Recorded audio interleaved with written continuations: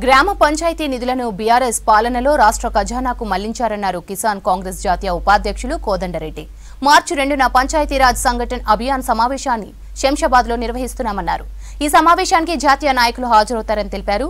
సర్పంచ్లు అప్పులు చేసి గ్రామాల్లో పనులు చేయించినా బిల్లులు రాక ఆత్మహత్యలు చేసుకున్నారన్నారు. కేసీఆర్ హయాంలోనే సర్పంచ్లను సస్పెండ్ చేసే అధికారం జిల్లా కలెక్టర్లకు అప్పగించారన్నారు.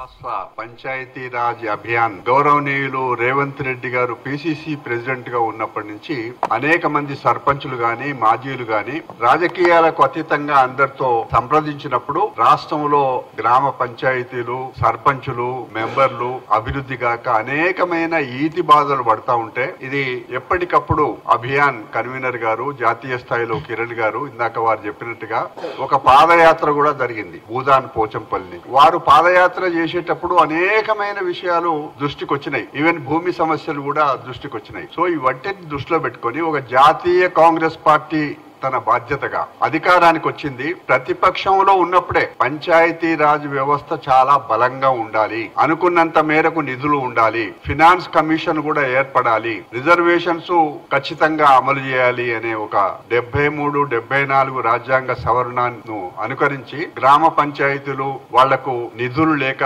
వచ్చే నిధులు కూడా అన్ని రాష్ట్ర ఖజానాకు మళ్లించుకొని ఈ 9.5 ఏళ్ల పాలనలో కేంద్ర ప్రభుత్వం కూడా అదే విధంగా చిన్న చూపు చూసింది. రాష్ట్ర ప్రభుత్వం కూడా మరీ ఇంకా అధ్వానంగా వ్యవహారం చేసింది. ఒక్క మాటలో చెప్పాలంటే భారతదేశ చరిత్రలో రాజీవ్ గాంధీ గారు తీసుకొచ్చిన సంస్కరణ చాలా గొప్పది. పంచాయతీలు గ్రామాలలో చాలా కీలకమైన వ్యవస్థలుగా ఆనాటి నుంచి కూడా ఉన్నాయి. ఒక మాటలో చెప్పాలి అనంటే ఇందాక కిరణ్ గారు గాని లేకపోతే అధ్యక్షుడు గాని చెప్పిన ప్రకారంగా తెలంగాణ రాష్ట్రంలో పంచాయతీ సర్పంచులు ప్రెస్టేజ్ కి అప్పు తెచ్చి పనులు చేసిండ్రు, రకరకాలుగా పని చేసిండ్రు, చివరికి అవమానించబడ్డారు. ఎప్పుడు కూడా గ్రామ పంచాయతీ సర్పంచును కలెక్టరు అధికారులు సస్పెండ్ చేసే ఆనవాయితీ ఎప్పుడు లేదు. కానీ గత ప్రభుత్వం కిరాతకమైన ప్రభుత్వం కలెక్టర్లకు అధికారం ఇచ్చింది సర్పంచును సస్పెండ్ చేసేది. అంటే ఇంత కిరాతకంగా ఇంత చట్ట విరుద్ధంగా ప్రజల చేత ఎన్నుకోబడిన గ్రామ వ్యవస్థలో మూలమైన గ్రామ పంచాయతీ సర్పంచును ఆ విధంగా